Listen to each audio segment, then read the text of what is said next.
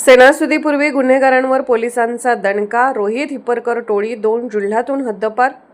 आगामी सण उत्सवाच्या पार्श्वभूमीवर कायदा व सुव्यवस्था अबाधित ठेवण्यासाठी जत पोलिसांनी कडक पाऊल उचलत कुख्यात रोहित हिप्परकर टोळीला 2 वर्षांसाठी सांगली व सोलापूर जिल्ह्यातून हद्दपार केले आहे. गुन्हेगारी टोळ्यांच्या वाढत्या हालचालींना लगाम घालण्यासाठी ही कारवाई करण्यात आल्याचे स्पष्ट झाले आहे.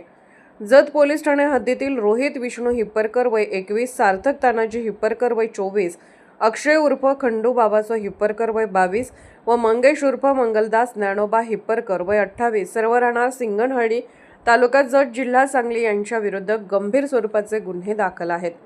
अपहरण करून खंडणी मागणे, घातक हत्यारांनी मारहाण करणे, जीवे मारण्याच्या धमक्या देणे, जबरीने मालमत्ता बळकावणे तसेच जिल्हा दंडाधिकाऱ्यांच्या आदेशाचे उल्लंघन करून बेकायदेशीर शस्त्र बाळगणे अशा अनेक प्रकरणांमध्ये त्यांचा सहभाग आढळून आला आहे.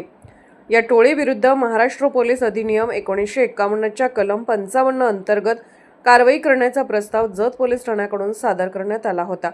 त्यानुसार संदीप घुगे पोलीस अधीक्षक सांगली यांनी प्रस्तावाचे परीक्षण करून चौकशीचे आदेश दिले. चौकशी अधिकारी म्हणून उपविभागीय पोलीस अधिकारी सचिन थोरबोले यांनी सखोल तपास केला. दाखल गुन्ह्यांचा इतिहास, प्रतिबंधक कारवाई, हालचाली व स्थानिक पातळीवरील अहवाल यांचा सर्वकष विचार करून सुनावणीनंतर 2 वर्षाच्या तडीपारीचा आदेश पारित करण्यात आला.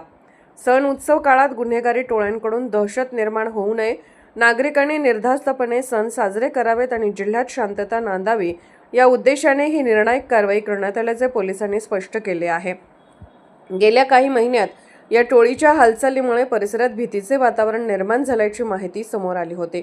या कारवाईत अप्पर पोलीस अधीक्षक कल्पना बारवकर यांच्या मार्गदर्शनाखाली जत उपविभाग, स्थानिक गुन्हे शाखा व जत पोलीस ठाण्याच्या अधिकाऱ्यांनी संयुक्तरित्या काम केले. पोलीस निरीक्षक संजीव झाडे, संदीप कोळेकर तसेच संबंधित अधिकारी व कर्मचाऱ्यांनी पुरावे, कागदपत्रे व साक्षी संकलित करून प्रस्ताव भक्कम केला.